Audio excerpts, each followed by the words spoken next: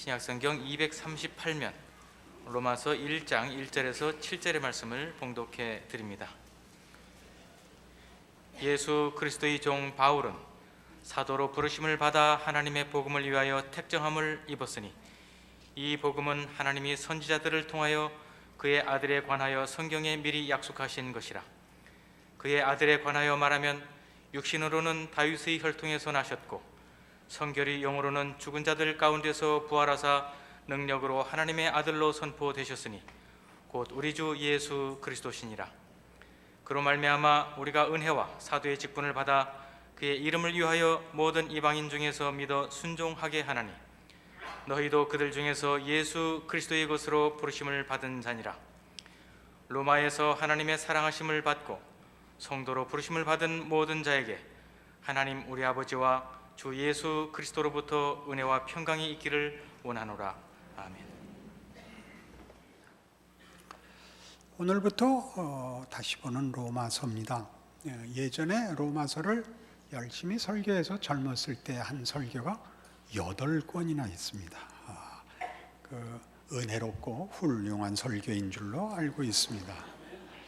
그 나이에 필요했던 것, 그 나이에 궁금했던 것, 그 나이에 중요한 숙제였던 것, 씨름했던 설교고 이 나이 되니까 보이는 것이 있어서 다시 보는이 됐습니다. 오늘 1장 1절에서 7절까지 말하자면 로마서의 서론이고 인사인데 아주 중요한 신약 서신서들의 공통되는 어떤 그 사상이 거기 강하게 표현되어 있습니다. 자주 놓치는 부분입니다. 1절 보시죠. 예수 그리스도의 종 바울은 사도로 부르심을 받아. 모든 것이 천상으로부터 시작되었다라는 얘기입니다. 이 복음은 하나님이 선지자들을 통하여 그의 아들에 관하여 성경에 미리 약속하신 것이다. 우리의 노력의 결실이 아니다. 우리의 진심에 대한 보상이 아니라 하나님의 주도권, 하늘로부터 하나님으로부터 그리고 하나님의 약속과 방법으로, 하나님의 약속과 방법이라는 것은 예수로 인한 구원, 예수로 증거하는 하나님의 신실하심들입니다. 그것은 4절에 보는 바와 같이 성결의 영으로는 죽은 자들 가운데서 부활하사 능력으로 하나님의 아들로 선포되셨다. 그것은 죽음을 이긴 능력에 관한 것이다. 행복, 능력, 해결보다 비교할 수 없이 큰 것입니다. 죽음을 반전시킬 수 있는 것에 관한 것이다. 그로 말미암아 우리가 은혜와 사도의 직분을 받았다. 우리가 이것을 깨달아 너희에게 깨우침을 나누는 것이 아니라 하나님이 이것을 계획하셨고 주시고 나누게 하기 위해서 직분자도 하나님이 준비하셨다. 모든 것이 하나님으로부터라고 되어 있습니다. 너희도 그들 중에서 예수 그리스도의 것으로 부르심을 받는다. 우리가 믿어 뛰어들어가는 것이 아니라 붙잡아 움켜쥐시는 그런 역동적인 하나님에게 그 주도권이 얼마나 강하게 강조되어 있는지를 말하고 있습니다. 그러니까 우리는 이 기독교 신앙을 가질 때 종교 일반적 본성에서 이해하는 것과 똑같이 이것이 고급한 가치 있는 내용에 관한 것이라는 기대가 있습니다. 선한 일에, 옳은 일에, 그리고 그래서 가지는 어떤 세상이 줄 수 없는 보상에 관해서 기대하는 것이 종교 일반에 대한 우리의 기대입니다. 천상의 것이다 하는 말에 대해서 우리가 아무런 거부감이 없습니다. 그러나 지금 기독교의 다름은 천상의 것을 갖기 위한 인간의 몸부림, 거기에 도달한 자의 어떤 깨우침에 관한 얘기가 아니라 하늘에서부터 시작하고 우리에게 은혜를 주기 위해서 찾아오시는 얘기를 하고 있는 것입니다. 그래서 이 하나님과 인간의 천상의 것의 만남, 은혜를 입고 축복을 받아야 되는 자가 하나님과 만난 그 수직적 조우에 대해서 매우 많은 오해들이 있습니다. 하나님을 만난 것으로 대표되는 그 많은 내용들, 감동, 깨우침, 결단, 행복, 확신, 자유, 놀라움 같은 것들이 그 하나님과의 만남이 가지는 그 무한한 내용을, 무한한 축복들을 세상의 것으로 다 설명할 수 없어서 추상적인 표현을 쓰는 바람에 하나님과의 만남이 역사적 사건인 것을 자꾸 놓칩니다. 역사적 사건이라는 것은 하나님이 깨우침을 주시는 방법이 현실이라는 시간과 공간 속에서 일어나게 하신다는 사실입니다. 전혀 못 알아듣는 얼굴이 됐죠. 예를 하나 들겠습니다. 회개가 그렇습니다. 여러분이 본인이 회개를 해서 보상을 받으려고 하는 회개로는 보통 감동이 없고, 감동을 받아서 회개를 한 사람들은 그 체험이 강하게 남아 있습니다. 그렇죠? 회개를 해서 보상을 받은 게 아니라 하나님이 강하게 찾아오셔서 자기가 누구인지를 알게 되고, 나를 찾아오신 이가 누구인지를 알고 비로소 진리와 생명과 하나님에 대하여 예수 안에서의 증거들에 대해서 확연하게 깨닫는 순간이 있습니다. 그래서 제가 죄인입니다. 하나님, 나의 하나님으로, 예수님 나의 구주로 내가 이제 믿습니다. 이제 주를 위해서 살겠습니다라는 감격이 있죠. 천상의 것과의 수직적인 조우가 일어납니다. 이제 다시는 세상에게 지지 않고 예수 믿는 자답게 거룩하게 살겠다. 눈물을 흘리며 감동하고 자고 일어나면 다음날 아침에 빨리 일어나서 세수하고 학교 가지 뭐하고 자빠져 있어? 소리에 꽉 현실에 돌아온 걸 깨닫습니다. 어제의 황홀, 어제의 더 이상 필요 없을 모든 것을 가졌던 감동이 어머니의 거친 목소리 한 방에 날아가는 것을 봅니다. 그렇지 않았던가요? 그럼 그게 가짜였을까요? 아니요, 진실이었습니다. 그럼 우리가 하나님이 일하시는 이 시간과 공간 속에서 하나님의 임재를 강하게 확인시켜 주신 날만 하나님이 우리의 하나님이 아니라, 하나님이 계시는지 안 계시는지, 나에게 관심이 있는지 없는지의 나날들도 하나님이 나를 인도하고 계셨던 것이 현실이요, 인생이요, 역사라는 것을 아는데 성경의 증언이 바로 필요한 것입니다. 성경은 하나님이 누구시냐를 체험적, 개념적 차원에서 늘어놓고 있지 않습니다. 역사로 설명을 합니다. 구약 내내 하나님이 자신을 이스라엘 백성에게 소개할 때는 나는 너희 조상의 하나님이니 곧 아브라함의 하나님, 이삭의 하나님, 야곱의 하나님 여호와니라. 구체적으로 하나님을 계시하십니다.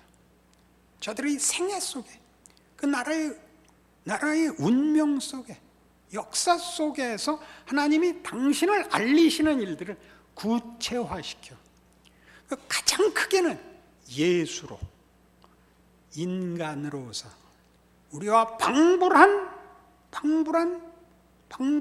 환경, 조건 속에서 말씀이 육신이 되어 그 개념과 그 가치로 그 말의 증거를 삼거나 본질을 삼지 않으시고 찾아와 항복시키고 설득시키는 구체적인 개입으로 말씀하셨다 그럽니다. 말씀이 육신이 되셨답니다. 그러니 우리에게 일어나는 수직적인 이 조우, 신성함에 대한 조우, 어떤 깨우침, 회개, 확신 모두는 이 구체적인 역사 속에서 하나님이 개입하셔서 만드시고 때가 되면 한 확인을 주시고 또 그 다음에 더 다지시고 더 쌓으시고 하는 맥락 속에서 이해해야 된다, 그런 말씀입니다. 이렇게 얘기하면 보통 아멘을 안 합니다. 내가 어제 천국을 갔다 왔다 그러면 다 아멘을 하고, 하나님이 어제도 일하고 오늘도 일하고 내일도 일하신다 그러면 아멘을 안 하는데 그 이유가 뭡니까? 한 번만 만나려고 그럽니다. 마치 세상은 버려진 동네고 하나님은 저 멀리 계시다가 지켜보다가 안 되겠다 해서 한 번 뛰어들어와 꺼내놓고 가시는 분이라고 생각을 하시니까 우리 인생 전체에 하나님이 늘 함께 계시는 하나님이라는 걸 우리는 너무 자주 놓칩니다. 모든 서신서는 그렇게 시작되어 있습니다. 하나님의 종된 바울은 이겁니다. 하나님의 뜻을 따라 그리스도 예수 안에서 그의 종된 바울은, 그 주도권이 하나님께 늘 넘어가 있고 하나님의 일하심에 강력한 증인으로 서 있습니다. 그것이 역사입니다. 그러니까 우리 제가 강력히 추천해서 꼭 보라는 세계관은 이야기다가 그 얘기를 하고 있는 겁니다. 무슨 이야기? 이런 이야기입니다. 우리는 신앙을 옳고 그른 것으로 나눕니다. 믿는 자와 믿지 않는 자로 나누고 쓸모 있는 자와 쓸모 없는 자로 나눕니다. 그러면 그때 하나님은 옳은 자 편에 계시고, 그렇죠? 믿는 자 편에 계시고, 틀린 자와 믿지 않는 자는 하나님과 격리되어 있는 자로 이해됩니다. 그러나 하나님은 믿는 자와 믿지 않는 자 모두의 하나님이십니다. 우리도 원래는 믿지 않는 자였습니다. 예수 안에서 믿는 자로 부름을 먼저 받았고, 아직 하나님이 저 사람들을 다 부르기 위하여 세상을 놔두고 있는 중인데, 우리는 이 이분법으로 옳을 때만 하나님과 함께 있고 틀릴 때는 하나님 밖에 있다고 생각을 합니다. 옳을 때는 그게 정당한 인생이고 틀릴 때는 부당한 인생이라고 생각하는데, 성경이 하고 싶은 얘기는 네가 정당할 때도 은혜가 필요하고 네가 부당할 때도 은혜가 필요하다고 얘기합니다. 레슬리 뉴비긴이라는 유명한 선교사가 있습니다. 기독교 신앙에 대하여 아주 특별한, 아주 대단한 이해를 갖고 있는 고마운 분인데, 1960년대에 인도에 가서 30년간 인도에서 선교사를 했습니다.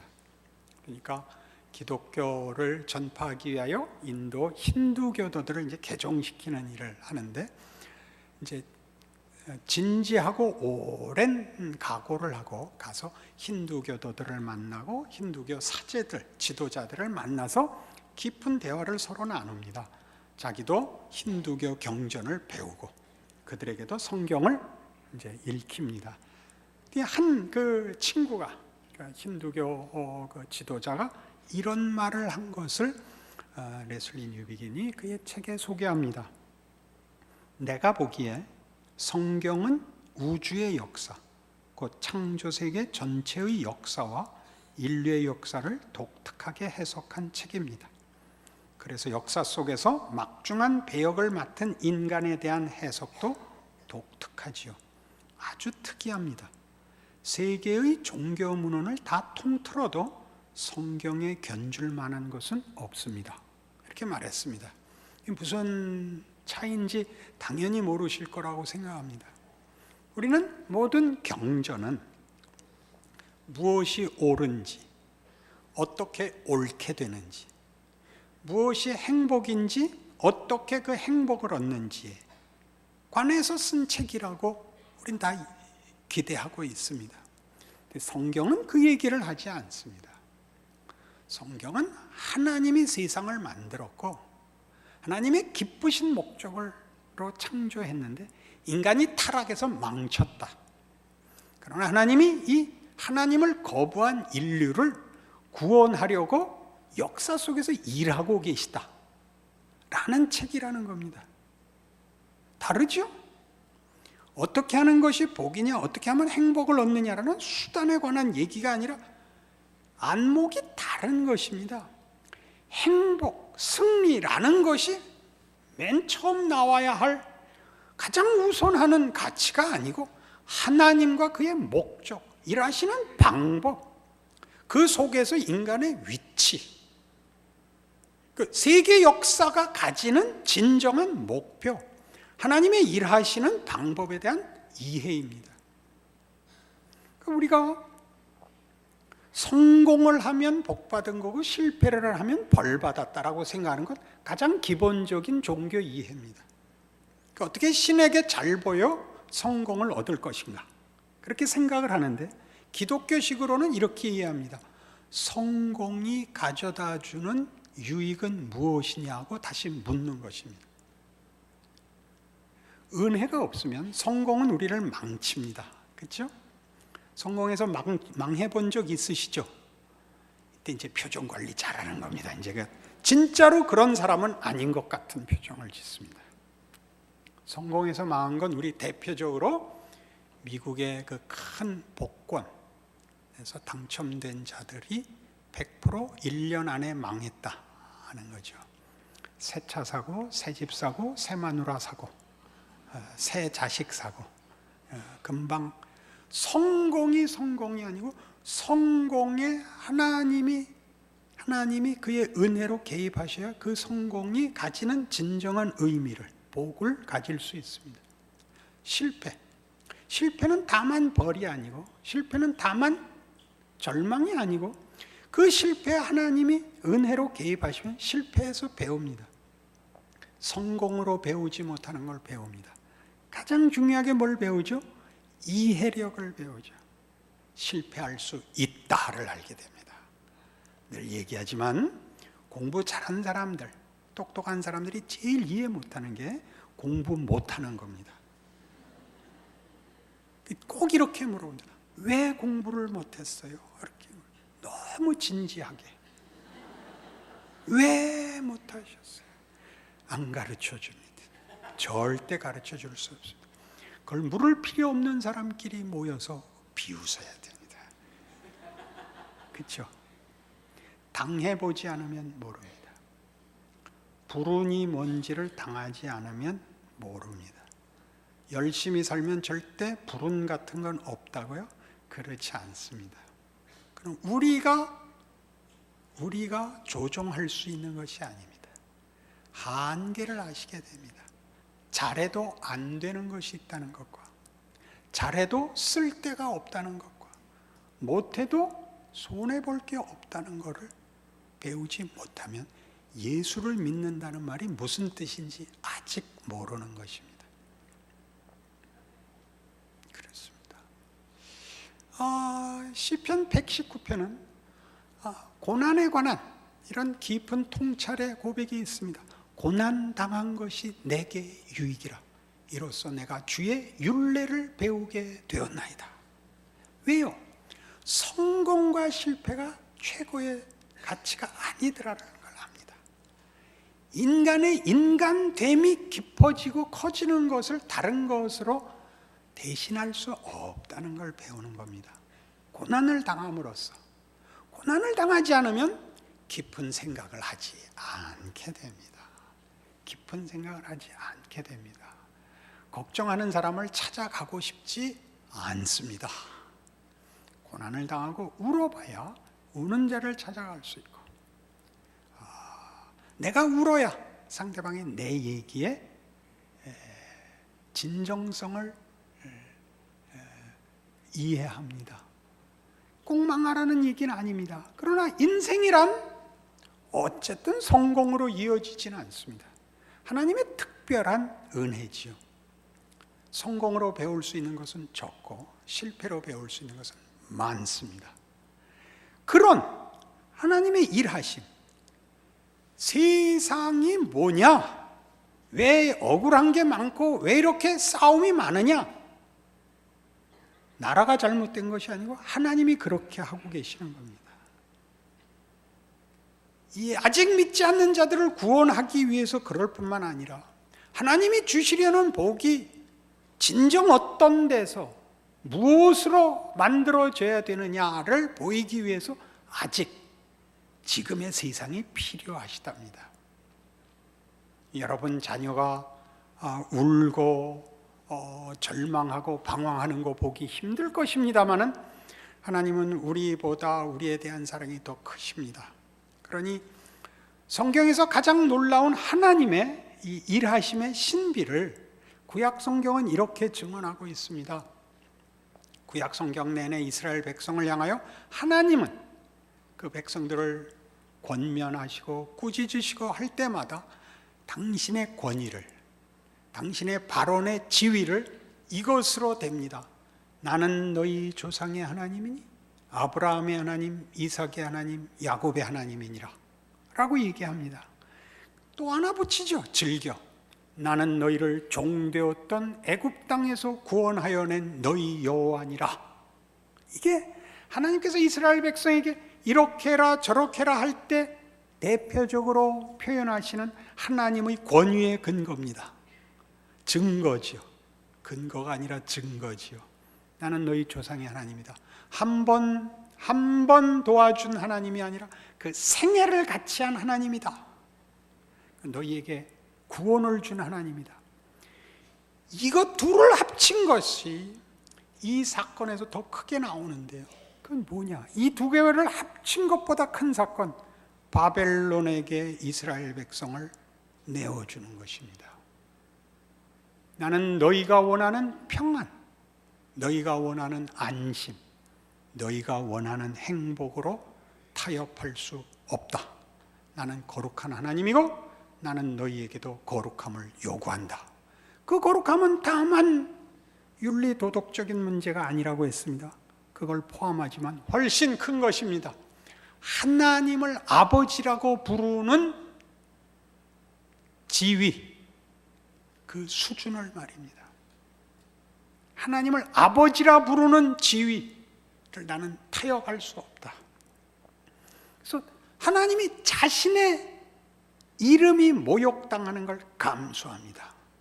바벨론이 남왕국 유다를 멸망시키고 그들을 포로로 데려가면서 우리가 믿는 신이 유대인이 믿는 여호와보다 크기 때문에 우리가 이기고 너희가 졌다 라고 큰 소리를 치고 유대인들을 조롱합니다.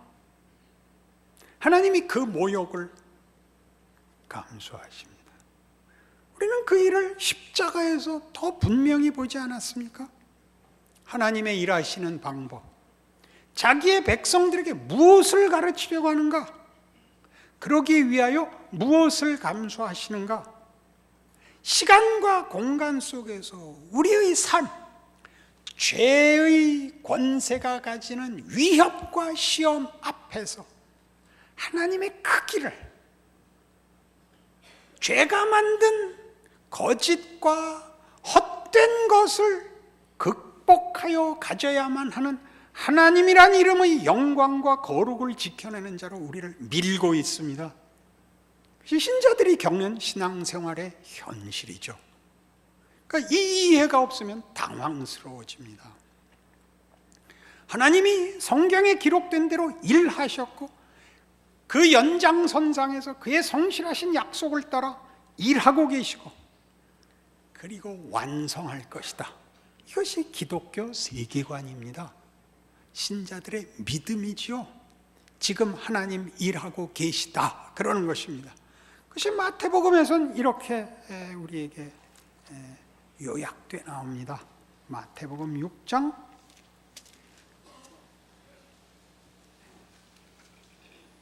33절입니다. 다 외우시는 말씀이죠. 그런즉 너희는 먼저 그의 나라와 그의 의를 구하라. 그리하면 이 모든 것을 너희에게 더하시리라. 이 말씀이 무슨 뜻인지는 34절과 연결시키지 않으면 오해 소지가 많습니다.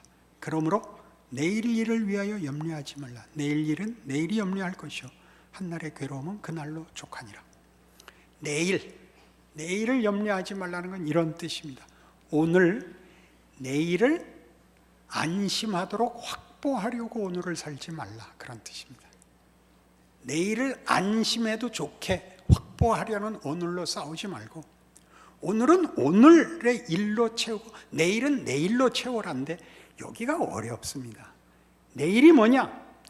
내일을 오늘을 이해할 때 세상의 권력과 세상의 방법이라는 시각에서 오늘을 이해하면 내일을 오늘 걱정하지 않을 수가 없습니다. 가만히 있다가 내일을 갈 수는 없습니다. 성경이 말하는 내일은 이런 이해입니다. 내일의 끝은 종말입니다.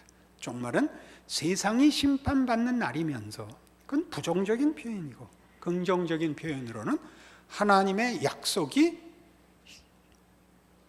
구체화되는, 완성되는 날입니다. 새하늘과 새 땅과 상하는 것과 해하는 것과 눈물과 죽음이 없어지는 하나님 통치의 완성의 날이 옵니다.